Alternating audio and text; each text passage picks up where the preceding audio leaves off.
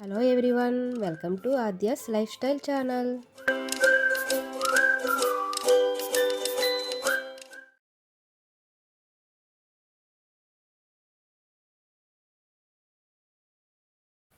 Hi everyone, ఈ వీడియోలో కళ్యాణం చూపిస్తానండి. మొన్న మా ఊరి శివాలయం ప్రతిష్ట పూజలు పెట్టాను కదా, అదే రోజు కళ్యాణం కూడా జరిపించారు. ఇప్పుడు శ్రీ ఉమా సమేత విశ్వేశ్వర స్వామి కళ్యాణం చూడండి. ఈ గుడిలో జరగబోయే మొదటి కళ్యాణం ఇది. ఈ కళ్యాణం చూపిస్తూ నాకు తెలిసింది, నేను విన్నది పార్వతీ పరమేశ్వరుల గురించి చెప్తాను. దాక్షాయినిగా ఉన్నప్పుడు తన తండ్రి అయిన దక్ష మహారాజు పరమేశ్వరుడు నచ్చక శివనింద వేశాడు.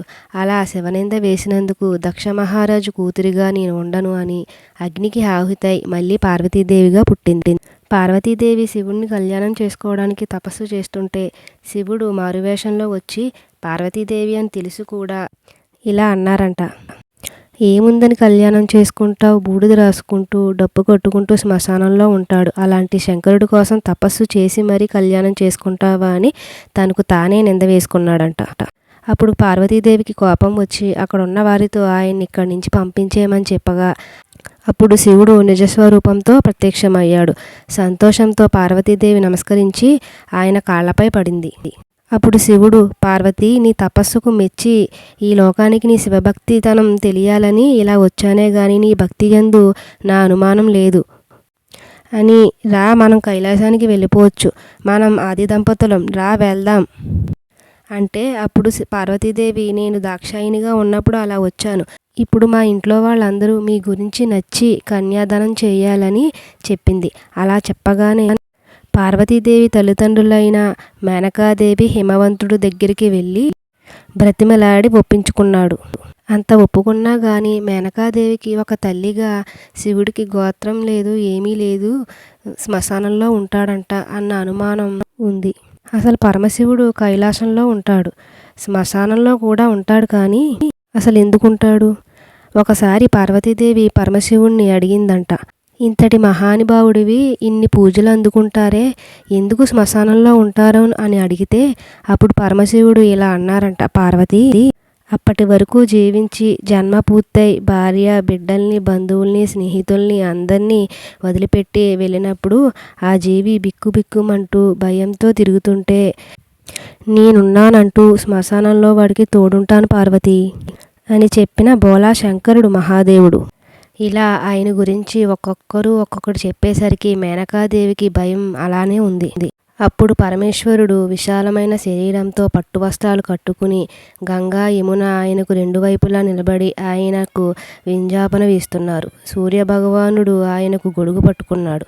చంద్రుడు ఆయన దండం పట్టుకుని పక్కన నడుస్తున్నాడు. గంగా యమున రెండు నదులు పక్కన తామరలు వేస్తుండగా సకల భూషణ శోభితుడై పట్టు వస్త్రాలు కట్టుకుని కోటి మన్మధుల కాంతులతో నడిచి వస్తున్నాడు. అలా చూసి తెల్లబోయింది మేనకాదేవి.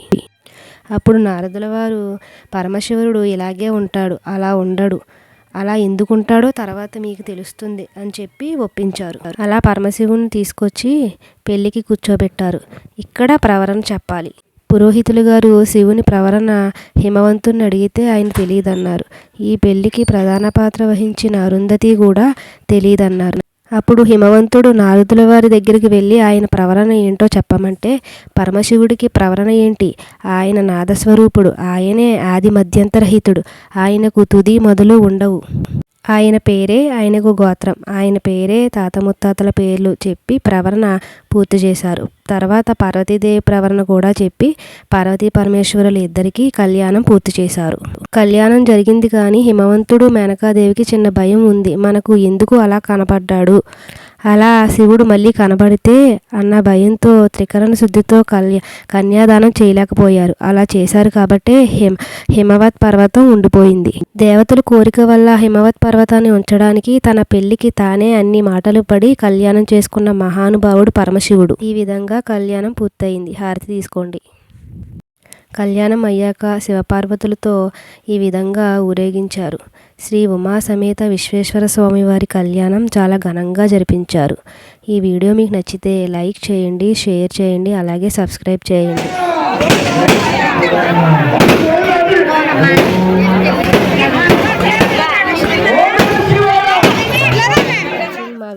నచ్చినట్లయితే లైక్, షేర్ అండ్ సబ్స్క్రైబ్ చేయండి. అలాగే కిందున్న బెల్ ఐకాన్ క్లిక్ చేసేయండి.